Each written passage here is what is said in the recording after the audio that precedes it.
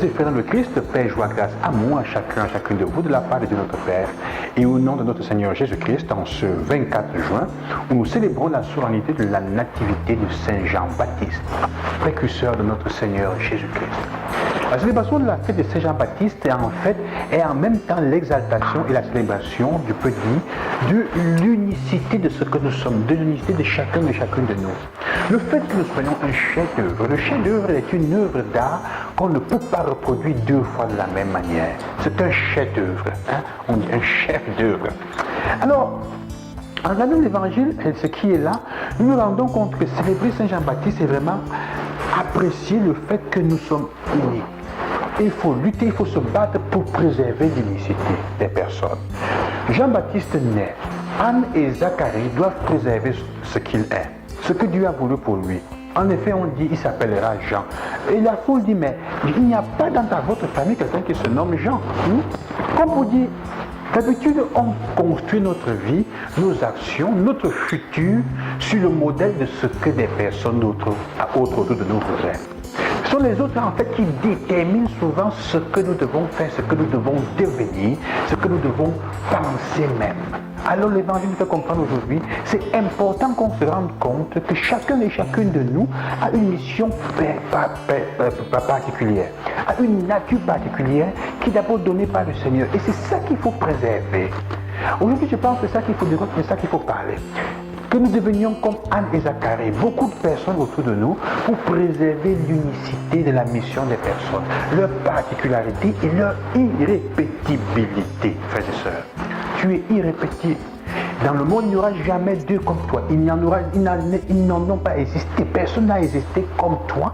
Il n'y en aura pas après toi qui soit comme toi. Il n'y en a pas. Chacun de nous est irrépétible, est unique. Alors, frères et sœurs, aujourd'hui, je vous propose en cette fête de Saint Jean-Baptiste cet exercice. Faites le maximum pour regarder autour de vous. Appréciez les personnes que vous avez autour de vous pour ce qu'elles sont uniques. Quelle est l'unicité que l'autre te porte? Ce que ton frère, ta soeur autour de toi en ce moment, ta maman, ton papa, qu'est-ce qu'il ou elle t'apporte que les autres ne t'apportent pas? Parce que voyez-vous, c'est parfois quand nous avons perdu ces personnes que nous nous rendons compte de la richesse qu'elles étaient pour nous. Toi-même, prends le temps de demander au Seigneur de ta grâce de découvrir l'unique potentiel que tu es de bien à mettre au service de l'humanité. Si ça se perd, si tu meurs, ça se perd.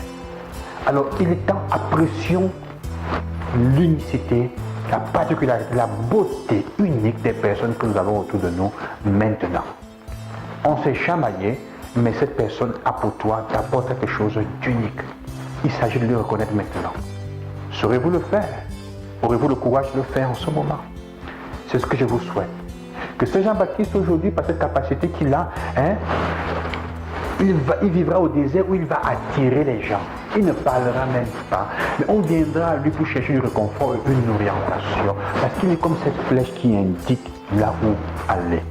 Que ta vie devienne une orientation, une indication qui montre, qui pointe au Père, qui pointe au Christ.